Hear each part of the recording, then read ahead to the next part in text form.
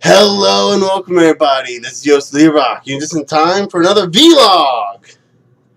Let me turn to actually face the camera.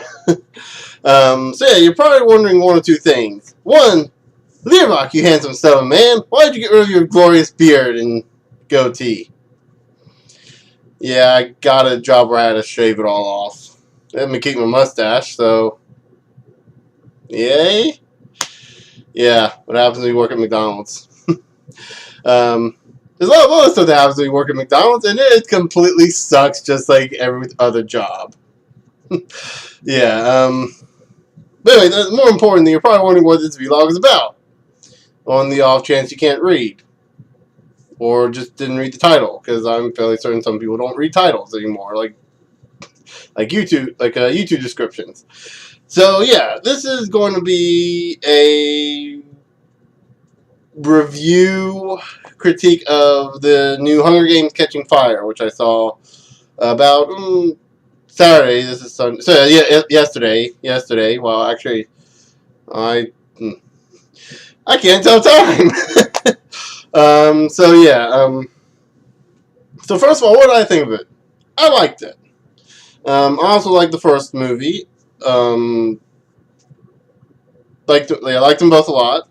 The second one a lot better than the first one. I thought the first one had a little too much shaky cam and all this other stuff. So yeah, aside from that, and so yeah, the second one they kind of got rid of a little bit of the shaky cam. They still had it in there, here and there, but it was a lot easier to deal with. It did not make me want to throw up, especially.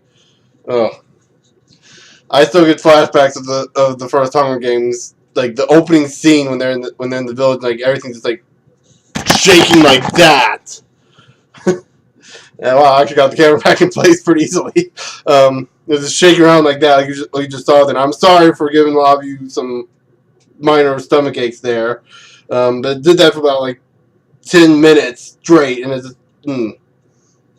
Fortunately, when they actually got to the games, it got a lot better. But anyway, we're not here to talk about the first one. We're here to talk about the second one. So, I'm going to have to remember what went on with the second one.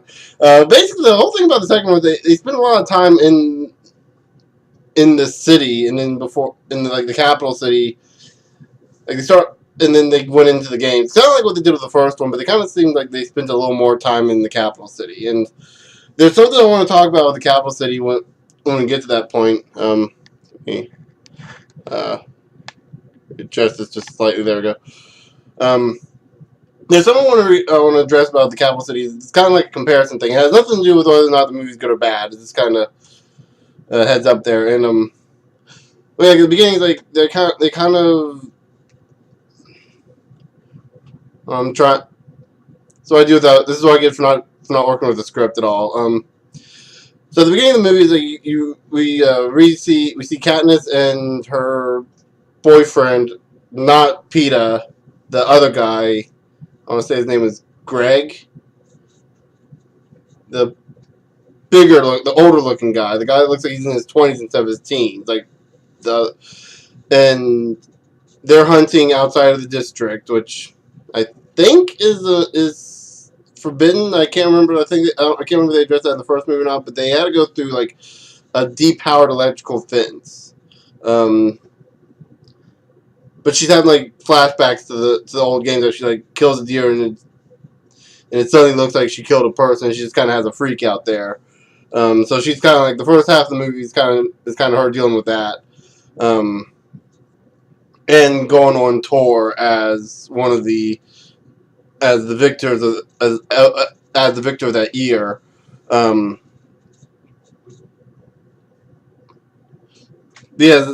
Yeah, that kind of brings that to that point. So she gets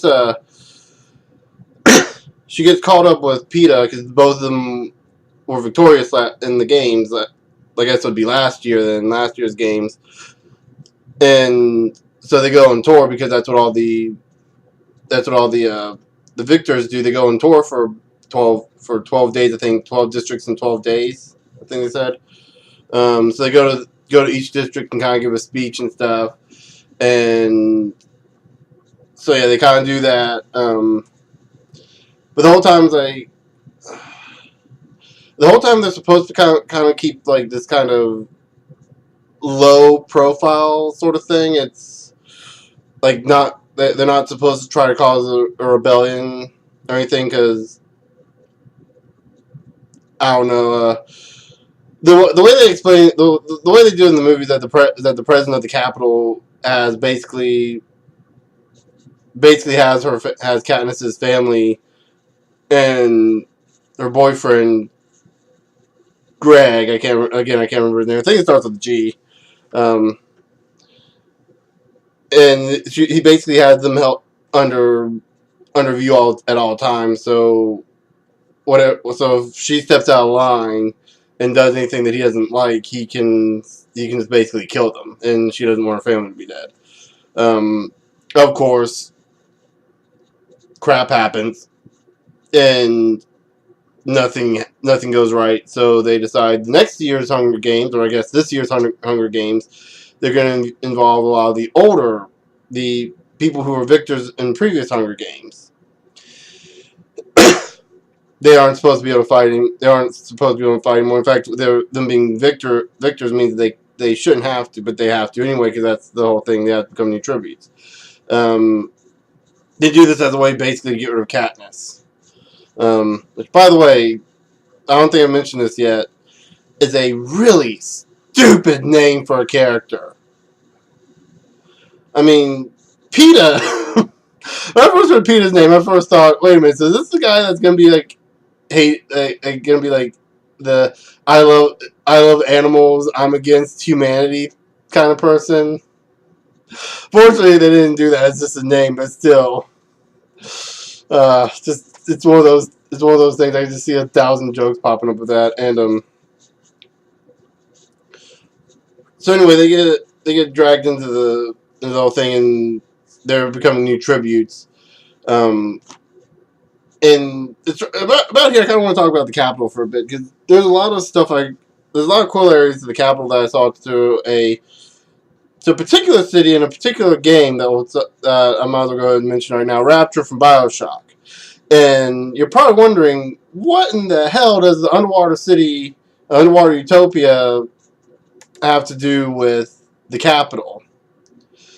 And a big thing I have to say is they kind of represent because the whole thing about the Capitol that I know of is that basically there was this rebellion that happened 75 plus years ago, and that the high class people, the people with the money, basically said, "Screw you!" Destroyed the poor people, locked them up in districts, and said, "Hurrah for us! Now we are treating you guys like slaves. Isn't that great?"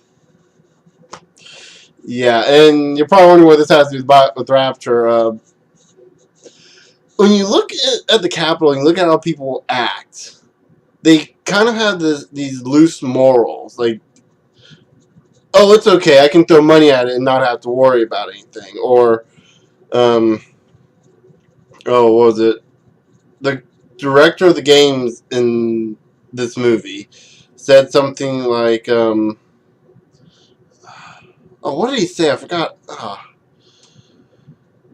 Okay, so let me go and explain this part. Katniss is at a party with PETA and like a few other rich people, and their caretaker. I can't remember her name. She's this really extravagant woman. It's like I didn't like her in the first movie, but she like kind of grew on me in this one a little bit more because she kind of seems a little more bearable. Like she actually had human emotions in this one instead of being oh, hello, oh, all the time. She actually had some emotions, and yeah, I know exactly how what I just did there does not look right. I'll wait the comments on that one. Let's see, like 9:25 or whatever. It's like, oh look, he looks so. Anyway, yeah, she actually seems to have like some sort of care for these characters instead of treating them like they're her puppy or something. But anyway, Candace is at the party and she's talking to the current head of the games, and he says something about I'm starting to remember. Starting back. she asks, I think like she asks how he can tolerate this sort of thing, and he says a lack of morals help, and having a lack of morals helps you tolerate this stuff, or acting like you have no morals helps. And it kind of hit me right there. It kind of struck me right there at the moment. Like, wait a minute, this seems very familiar. And yes, I've been looking at a lot of Bioshock stuff recently, so that's why it kind of resonates with me right now. If you look into Rapture in Bioshock and in Burial at Sea, there's a lot of stuff you look at that makes you realize the big problem with a city like Rapture. And it's not like, an underwater city. There's no problem with that. There is, but, we can solve those. But the big thing, what it represents, and this is kind of the whole theme of Bioshock itself, as well as I guess you could say the theme of Hunger Games to an extent, is in Bioshock, what are the big rules of Bioshock, of Rapture, before, the downfall and everything? Well, Andrew Ryan once created a world where men fought for their own rights, fought for their own things, that there was no religion, there was no government, there was no community, essentially. Like basically dog eat dog to the extreme, or more appropriately objectivism, which is like you make your own meals, essentially. You make your own money and you keep every little bit of it. And he wanted to make a society that was fully on this. And what happens when you get to the full extreme of this? Well, you have people who are immoral, we don't have to worry about things like petty morality when we're conducting scientific research. We can just do whatever. We can just kidnap this random person, just slice them up and whatever. Now, obviously, you can't do that. They wouldn't allow something like that in Rapture. But if you look at Burial at Sea, and I have seen all Burial at Sea, I haven't played it yet, but I want to, but I need to get Bioshock first to play it. You notice when you get to...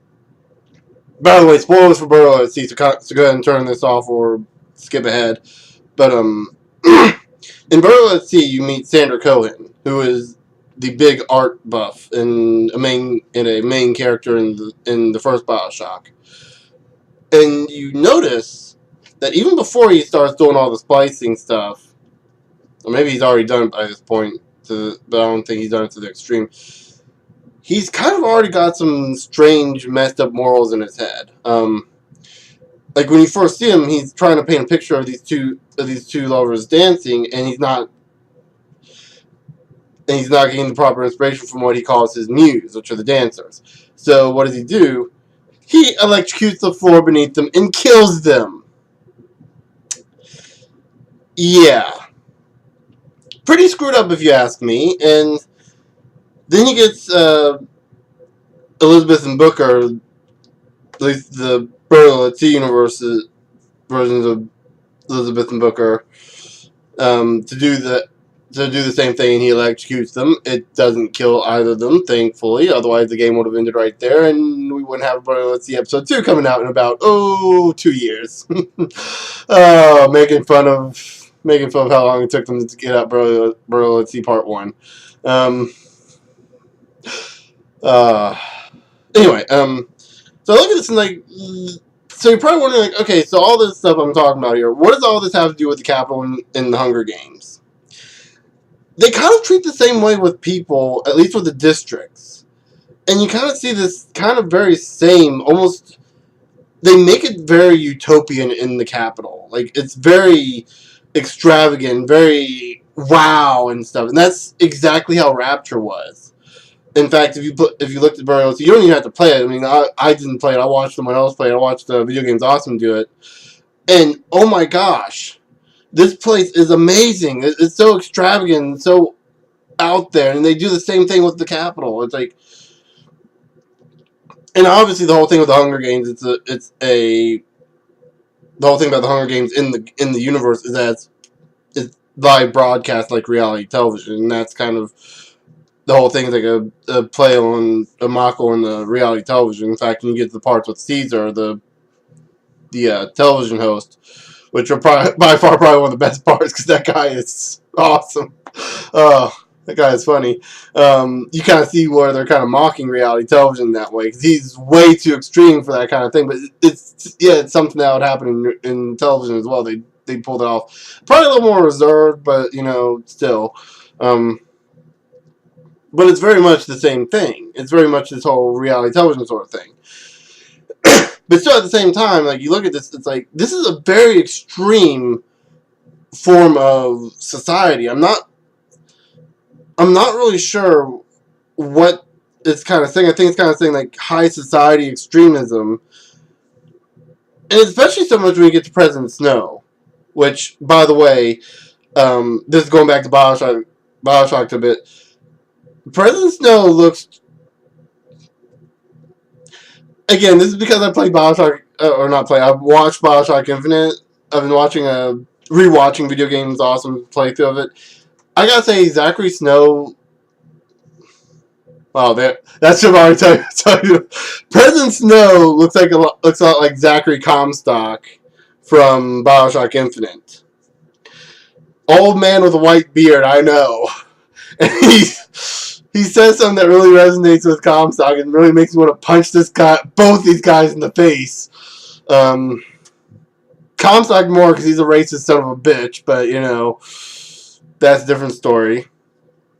But President Snow treats the districts like they're not even people. Like he actually says something like along the lines of their species should not be allowed to live. And he's referring to District 12. He's referring to Katniss' district. And he just says it so coldly. And first of all, bravo on the actor for pulling in such a performance like that. That's actually pretty good. In fact, speaking of which, bravo on the entire cast. Did a pretty good job, except I don't know. Whenever I saw Katniss scream or just have go over panic attacks, I just couldn't help but laugh at that to see how over the top it was. That might be how someone would react in real life. I don't know. I've never seen someone go through a panic attack. I go through minor panic attacks myself at work, but they're very, very low level. They're I just kind of stop and have to catch my breath every now and then, but that's about it. So it's not like it's anything big. So yeah, but by this point she's getting prepared. Everyone's getting prepared for the games. So I'm going back on subject here. So at this point, everyone's getting prepared for the games. The new tributes, or actually the old tributes, I guess you could say. And her and Peter's mentor, Haymitch, who is, I can't remember the actor's name, but he's played by the guy who was Tallahassee in Zombieland. I really like this guy. He's telling her that you gotta get your allies. Most of these people know each other. Most of these people are friends because these guys have remained friends afterwards because they aren't fighting each other. And she meets a few of the people. There's this one guy. I can't remember any other districts. I think he's District 7. This guy's a ruthless guy, but his partner in this, the female tribute from his district was also his mentor, and she's this little old lady who doesn't look like she could hurt a fly. He's very protective of her because she's his mentor. And then there's these two other people, these two married couples, a husband and wife, who are incredibly smart, and they won the Hunger Games by basically electrocuting 6 of the tributes at once. And I'm just sitting wow, that's impressive. And they have these really weird kind of quirks, so they kind of sit there and kind of low toes and kind of talk, do this kind of tech talk while they're doing that. One of the things sometimes brute force is necessary, but he says very low pitch, sometimes brute force is necessary. And they kind of put the. The best way I can put it is they kind of put a Jeff Goldblum kind of thing to no, they put a lot of ums and us in there. And I I don't think they repeat themselves like he does, so that's at least good. They're more bearable than Jeff Goldblum, so that's good. That's a good thing. Um, what else? That's about all the tributes. They focus a bit more on like this other tribute girl, this one girl from I don't know where she's from, but she like sharpened her teeth to fangs so she could eat the tributes. And my first thought is, wow, I wonder how they're going to deal with her in the games. They don't. Like I don't even know when she dies. When they get to the games, I don't even know when she dies. I know this is spoil. Like all the tributes, I don't even know. Like I know the two other tributes. They call them changelings or no morphlings. Excuse me, morphlings because they won the entire Hunger Games by blending into their environment. Um, and like everyone else is kind of like they kind of skip over them. They talk about them, but I don't remember what they are. They give them all their names and stuff. Like that's not important. I don't remember any of their names. I have to watch the movies a couple of times to get names. Very few instances where I actually do remember names. But anyway, so blah blah. They get to the game. They start fighting. And Katniss decides to take friends with the old lady and the young guy from District 7. I think that's it. I can't remember what district they're from. But she decides to befriend them. So her and Peeta and I think Maggie is the old woman's name. I remember hearing Haggy, but I think it was Maggie. And the young guy, who I think is one of the many people in the movie that calls her catnip. Yeah, because that one hasn't been heard a million times when she was growing up. Yeah, so they start teaming up, and the arena they're in is actually kind of an interesting arena because it's separated into 12 sectors, as they call it. And each sector is synced to an hour, and whenever a certain hour starts, that sector does something. Like the very first one you see is a fog that like fills your skin with this poison that washes off in water. I'm not even kidding. Like they burn. Like they seem like they're in great pain. Like you see like these boils all over their bodies. Like they're in pain and stuff. And they get out and it washes off in water. It's like she starts washing her hands like that. It's like it just dissolves in water. Like they're all better now, except for Maggie. She sacrifices herself, which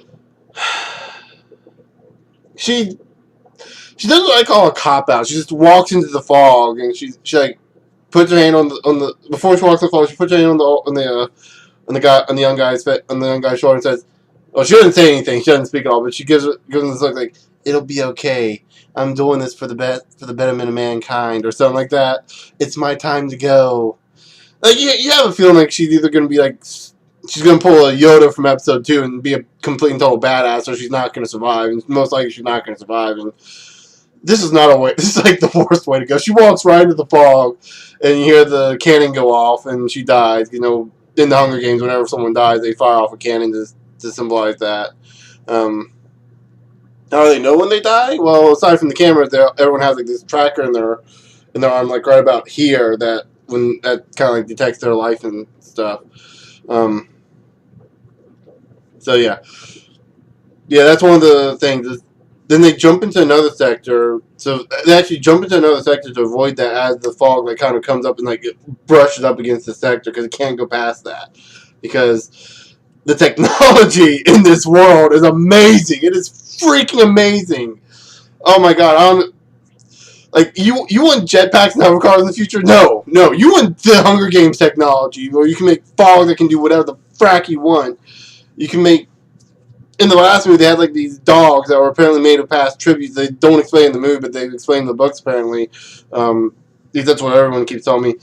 Like they turn dead tributes into dogs, and like these mutant dogs. I think they call them like mockingjays or something like that. No, mockingjay is the thing on the pendant. Mimic bird. mockingbirds or something like that. These things that mimic voices that they've heard before. They're able to make them say whatever the hell they want. They have these in the last movie again. Going back in the last movie, they have these bees that have this virulent poison, like these realistic looking bees that are like siren. I'm not even sure what it is. And they have this like arena and stuff. Like, I'm gonna go ahead and spoil it for you. The entire Hunger Games arena apparently takes place inside a building, and it all looks like it's it all looks like it's outside and everything. And like, sorry about that. Anyway, so they escape the fog, and they go in the second. They go in the second sector, which happens to be the next hour, and there's monkeys, like these not orangutans, bare ass baboon type creatures, you know, like the very creepy face, and then I kind of look at them. And I was kind of laughing. Like, you're supposed to ask me to take these CGI monkeys seriously. I was laughing. I was cracking up looking at the monkeys. I know I shouldn't have been, but the monkeys look so fake. There are moments where they kind of looked real, but like you can tell they're all clearly CGI'd. In fact, I was looking for real monkeys at some point. I was hoping they would actually substitute real monkeys, but they didn't. They got through that part pretty easily. They got to the other sector, and the monkeys kind of stayed on the shore of the beach they were at, and then kind of walked back. And then they run into the husband and wife, the two geniuses, who were kind of they run into the husband and wife. Yeah, they run into the husband and wife and a member of, I think, District 9, whose name is Joanna. She's the only non-main character I remember, only because she's freaking awesome. She's like so. Okay, so this girl, the first time you see her, she's wearing like this really extravagant wood-looking outfit because her district's apparently known for wood, and she asks Peter to unzip her. And he does. He unzips her back, and she just strips in front of them. They're in an elevator, by the way. She strips in front of them, like just gets bare ass naked, without even. I think she just has a smile on her face, and everyone else is like, as she just gets naked and just walks right out, but bare ass naked. It's like I'm laughing my ass off the whole time. I think everyone else is too in the theater. I don't know, but I'm like just. Oh, it's just hilarious. And during the interview process, when they're on the reality television talking to Caesar, and they're like bringing them out one by one and like giving them like, hey, what do you think about the games? She's the only one to have a very negative response. Like, everyone else is like, oh, we don't want the games to go on. They're like really giving this sappy thing to try to cancel the games and stuff. The genius guy, the husband, said something like, well. Caesar's like, we're all very sorry that these games are going on, and he's like, well, theoretically speaking, the rules were written by man, so we could postulate that the rules could be unwritten or something like that. And he says it like in his little kind of mumbling tone sort of thing, and it's like I like that too. And then Joanna comes in, and she's like, F everyone! He's like, they bleep it out too. It's hilarious. He's like cussing them out and all this stuff. She's like angry. Oh man, she's already my favorite character by that point. I'm like, oh yes, awesome. I love her. Oh. I would marry that girl, man. I don't say that a lot about characters in movies. I say a lot about characters in shows, but not in movies. But yeah, oh man, she's like awesome. And she pretty much keeps that attitude. Her weapon appropriately enough is a battle axe. Well, a survival battle axe, kind of like, you know. Anyway, you get the idea. It's like, oh, that so suits her. Oh, awesome. So they team up with her and the couple, and by this point, the woman, the wife of the husband wife, kind of went through some trauma, and she's going through what is it? Shock. She's going through shock, and all she's saying is TikTok the whole time. TikTok. Oh, it's the fairy tale, the TikTok fairy tale. TikTok, the mouse runs around the clock. Clock strikes 1, the mouse falls down. Hickory dickory dock, that's it. And she basically says that, and like that's when they find out that the whole arena is a clock. Then she gets killed. There's 3 other tributes trying to kill them. And by this point, they're meeting back in the central island, because the way the arena is set up is like you got water on the inside, and you got like this island where the supply depot. I can't remember what they call it. I can't remember what they call it. That thing. They name it after that thing that it's a symbol of Thanksgiving that has all the food in it, and like the little round thing that they call it that. I want to call it a conch for some reason. I can never. Forgot what it's called. They meet around that area, and there's like this island thing that's got like connected by chains of rocks that section off each of the sectors. I realize you probably can't see my hands while I'm doing that, so I'm gonna try to see. Yeah, I think that'll work. Like that part starts spinning around somewhere around during the battle, and the three tributes that are trying to kill them falls off, and so does Katniss. The director of the game seems to be very vindictive and very determined to try to kill her, just like most other people, because apparently, she's causing too much of a commotion. Trying to get this centered best. But anyway, yeah, so she falls off. She's okay. They stop it, and he said something like, "Try telling time after this." It's like, okay, so he just spun them around. The big way that they've been able to tell where the sectors are is this giant tree that lightning keeps striking in. Like every 12 hours, it strikes 12 times at midnight. At midnight and noon. So it's like, yeah, okay. So my first thought was, okay, look for the giant ass tree that can be seen by any part of the area, because this is not a very well covered area. Well, it's got a bunch of trees, you can climb them. So, okay, there's the tree. Okay, so we're in this sector. Okay, easy enough. I thought maybe they were gonna randomize the events each hour or something, but they didn't. They still know what each thing does. And then I mentioned earlier about the Mockingjays being able to mimic stuff. This is the point where they kind of figure out that sector. I think it's the 4 o'clock sector. They find these Mockingjays that just keep mimicking noises of their loved ones and all this other stuff. And for about an hour, it drives Katniss and the young dude. Like I said, I can't remember his name. I should just call him Greg 2.0 because he looks so much like the other guy. He kind of serves the same purpose of just being there for the love triangle for her and Peeta, because god damn it, they need a love triangle. Why the? I was actually waiting for the games to come on so they'd stop the love triangle. Between that and Legend of Korra's pointless ass love triangle with Korra, Mako, and Bolt and a Asami. I'm just glad that the current season of Korra actually ended on Mako and Korra not getting back together. Thank God. I think they were listening to the fans. They realized, hey, no one likes the two of them being a couple. Asami and Mako make a better couple. But anyway, we're not here to talk about Legend of Korra. That's probably its own video in its own time, but still. Back to the Hunger Games. So they devised this plan to get rid of the rest of the tributes. They're still on the beach, and the last 3 tributes that are around are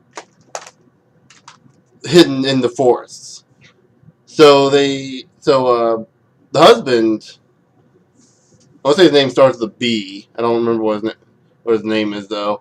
He has this long coil of copper wire, and he theorizes that if you can wrap the wire around the tree that's getting struck every 12 hours, and then pull that wire into the water, they can actually trick the tributes to cut the other 3 tributes to come into the beach while they go into the woods, and shock them when the time strikes. They work on that. The only problem is the 3 tributes catch on to them. So before that point, though, they get wrapped up, and the husband has to do some more work, and he asks Peeta and the one guy to stay with him to help him out. And Joanna and Katniss take the coil out. Katniss wants Peeta to go with her because she wants him to be safe because they're in love now, and beforehand they weren't in love. But you knew they were going to get together at the end. Just don't even bother trying to hide. I don't care if it was in the book. Get the love triangles out. I'm sick and tired of love triangles. If you're watching this, next time we roleplay, if you ever want to do a love triangle, get someone else to do it. Yeah, she's not going to watch. I don't know, she watched Man of Steel. Not that when we roleplay, we do love triangles anyway. Those of you wondering, we do like pen and paper roleplay, not like, we don't like D&D, we just kind of like write it out and stuff. But anyway.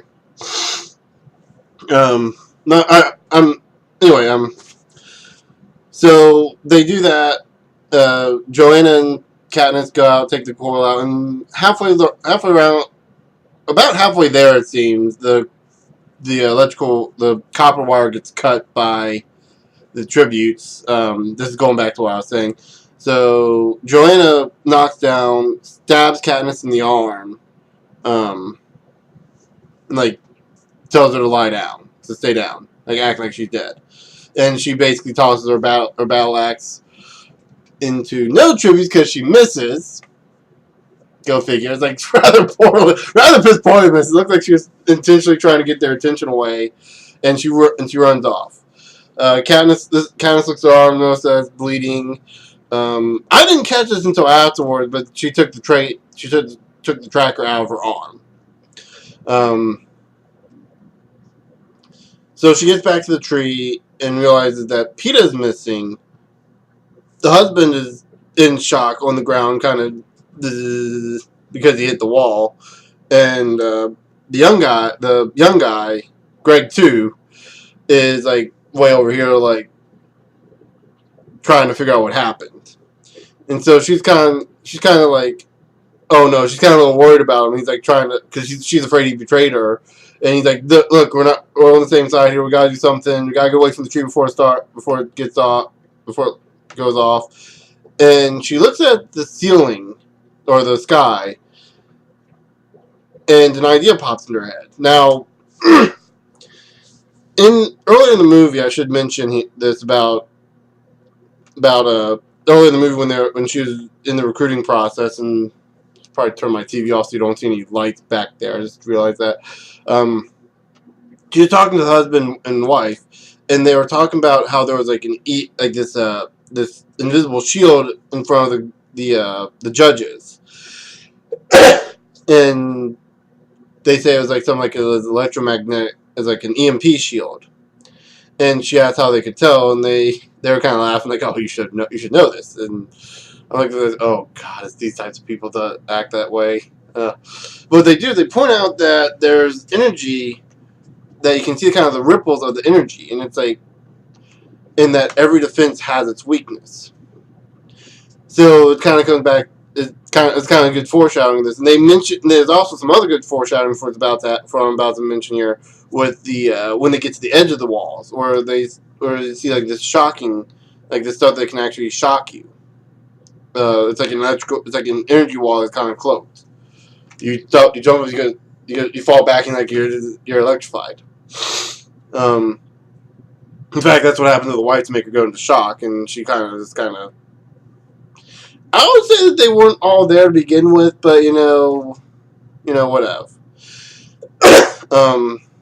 Peeta also gets struck by this, but he survives. And so she looks at the ceiling, and she pulls out her bow, wraps the copper wire around it, and fires it into the ceiling, causing a massive electrical failure of the entire Hunger Games, and causing the entire ceiling to collapse. At this time, she pretty much dies, quote unquote, along with um, the young dude, Greg too, and the husband who was in shock. And you see this carrier coming to pick her up. She wakes up inside the carrier, has like an IV stuck in her arm, next to the husband, and she's hearing some voices in the cockpit. She's kind of sitting there wondering why she's saved here, and you're kind of wondering at the same time too. And you start hearing voices. It sounds like some familiar voice, like Hamish, who was the mentor, and the one young dude. And they're like, she's not gonna be happy when she wakes up. Oh, she's involved in this now. She's grabbed a syringe by this point, and she opens the door and sees them. And Greg won, whatever his name is, Grayson or something. I don't know. I don't remember his name. And I'm just sitting here like, oh, why is he here? So yeah, she's part of the resistance now. Or part of the rebellion, excuse me. And they were all in on it. Almost more than half the tributes were in on it. That means Joanna was in on it. The husband and wife were in on it. The young guy and the old lady were in on it.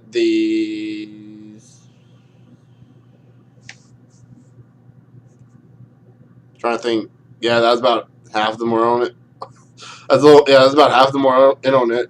And she couldn't be in on it because President Snow had all his eyes set on her. He had diverted all his attention on her, and they were trying to get her out. So now she's part of the rebellion, and cut to black, and fade to black. So the next movie is going to be about the rebellion, and from what I've been told, the book kind of sucks.